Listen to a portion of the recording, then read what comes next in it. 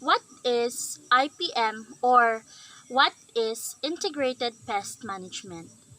So Integrated Pest Management, or IPM, is an effective and environmentally sensitive approach to pest management that relies on a combination of common sense practices. IPM programs use the current, comprehensive information on the life cycle of pests and their interaction with the environment. This information, in combination with available pest control methods, is used to manage pest damage by the most economical means and with the least possible hazard to people, property, and the environment. The IPM approach can be applied to both agricultural and non-agricultural settings, such as the home, garden, and workplace. IPM takes advantages of all appropriate pest management options, including but not limited to the judicious use of pesticides. In contrast, organic food production applies many of the same concepts as IPM, but limits the use of pesticides to those that are produced from natural sources, as opposed to synthetic chemicals. So, how do IPM, or Integrated Pest Management programs, works? So, IPM is not a single pest control method, but rather a series of pest management, evaluation, decisions, and controls.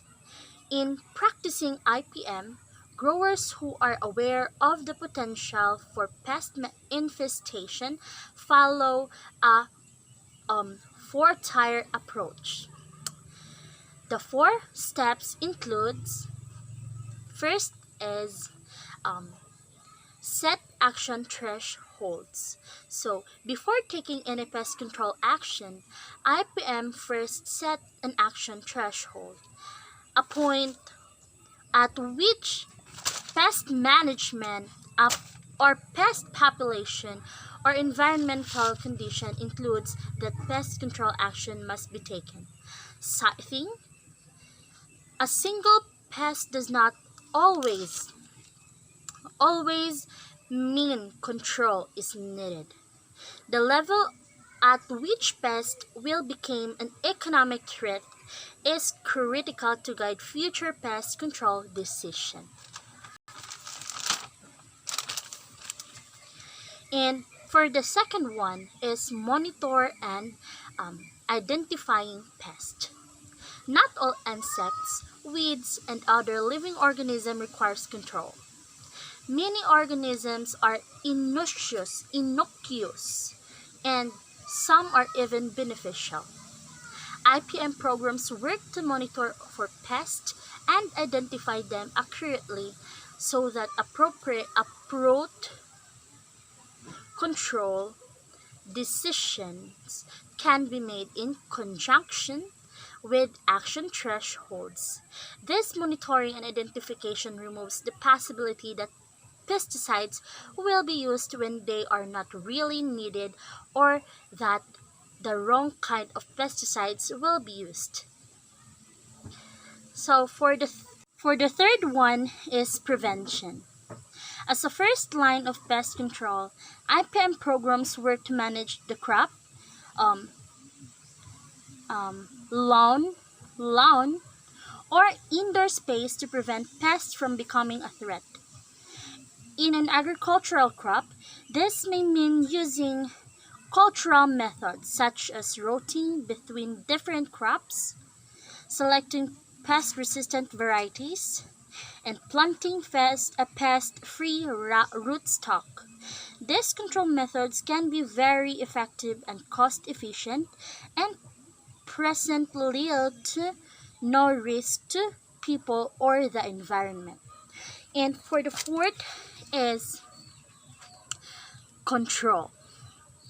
Once monitoring, identification, and action threshold indicates that pest control is required and preventive methods are no longer effective or available. IPM programs then evaluate the proper control methods both for effectiveness and risk. Effective, less risky pest control are chosen first, including highly targeted chemicals such as pheromones to disrupt pest mating, or mechanical control such as trapping or weeding. If further monitoring, identification, and action threshold indicates that less risky control are not working, then additional pest control methods would be employed, such as targeted spraying of pesticides, broadcast spraying, or non-specific pesticides is a last resort. So, do most growers use IPM? With these steps, IPM is best described as a continuum. Many, if not most, agricultural growers identify their pest before spraying. A small subset of growers use less risky pesticides such as pheromones. Pheromones. All of these growers are on the IPM continuum. The goal is to move growers further along the continuum to using all appropriate IPM techniques. So that's all, and thank you.